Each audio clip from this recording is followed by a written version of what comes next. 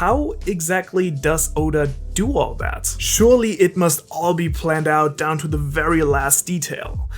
Or is Oda simply a freestyling genius who prefers to improvise everything with miraculous consistency? To answer this question, I needed to find out more about Oda as a person and as a storyteller, which is surprisingly hard, because as you guys might know, the man likes to stay on the sidelines, preferring to let his work speak for itself. There wasn't a lot of articles, magazines, or even interviews of Oda to go with.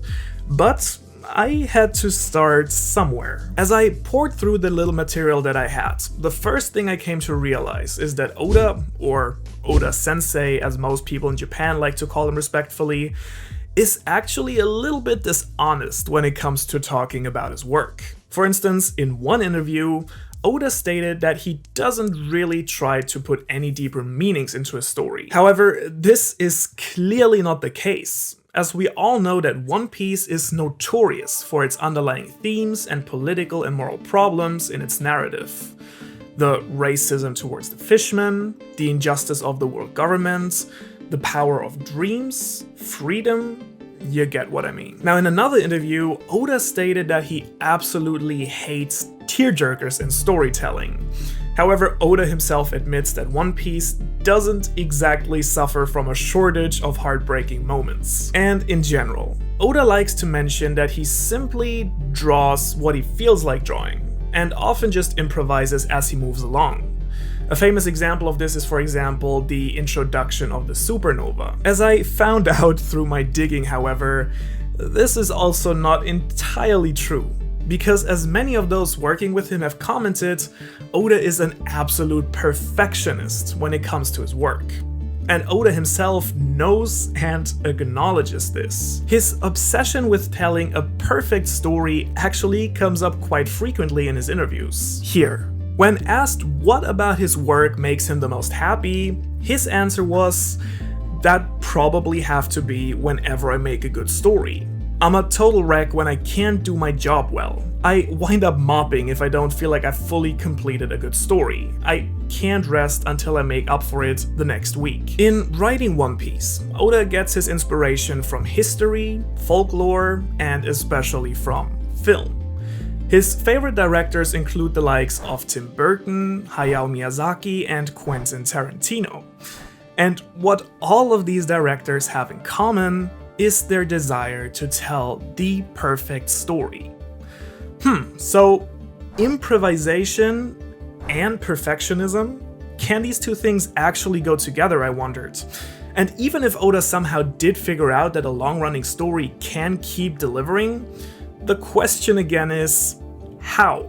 I had to dig deeper. First off, I've always kind of wondered how Oda had the time, and of course also the energy, to come up with random fun facts about One Piece characters and share them in an SPSS or on some other platform. Looking through more of the interviews, I stumbled across one mind-blowing technique that Oda uses not only to keep the story full of energy and interesting, but surely must be the foundation for his crazy web of characters. All characters in One Piece are designed to be real people. Let me explain. When writing his story, Oda seems to put himself into the shoes of each of his characters, as you might, for example, do when trying to understand another person's perspective in the real world. In this way, he's able to discern what a character would realistically do in any given moment. Basically, next level empathy. So, how does he do that? Well, have you ever wondered what these really weird details are that we often learn about characters in manga? Like, what is Doflamingo's favorite food? What is Zoro's blood type? Or how tall is Law?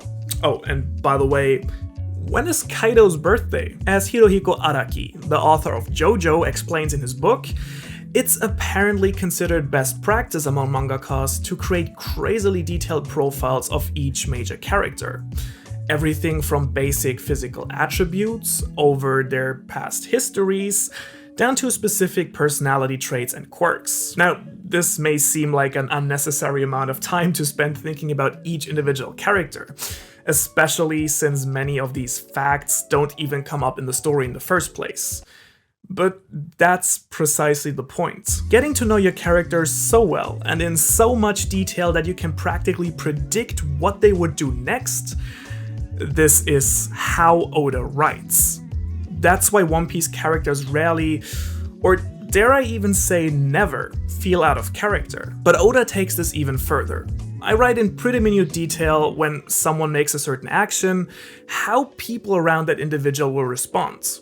Normally, when making a story move along, it's fine to simply draw the main characters, but rather than that, I want to write about what the townspeople are thinking by putting all feelings in their place within a scene. This is what we're dealing with here, folks. Oda basically lets his characters perform like actors on a stage. And ultimately, it's this method of organic writing that leads to the story inevitably sidetracking and expanding on its own. Having created his characters in such rich detail, they pretty much advance the plot for Oda.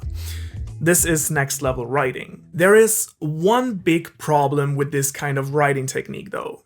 It's very easy to lose focus and have the story move further and further away from the original plot. I'm sure you've seen stories like this before, where suddenly the side plot becomes the main plot and readers are left totally confused as to what actually happened to the original story.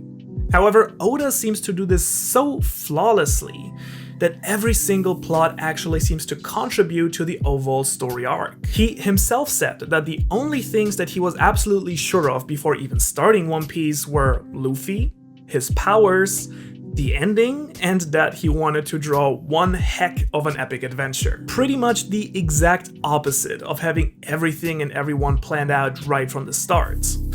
However, these specific elements are actually just what any good story needs before you start writing. They basically act as a sort of framework with a set of rules to operate in.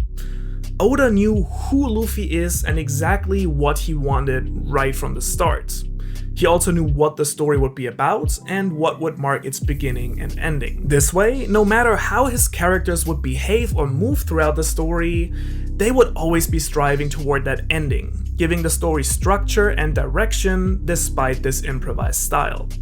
And even further than that, establishing the rules of the world right from the start allows for consistent and organic plot. There are devil fruits with special powers in this world. It's a world of pirates mostly covered by water. Monsters exist and anything can happen on the Grand Line. Oda establishes these things right from the start, and within these rules can let his characters run completely free. This exceptionally strong set of rules and the overall direction of the plot that Oda has established ultimately allow him to let his characters move freely and the plot take him wherever it leads him. And so it finally clicked for me.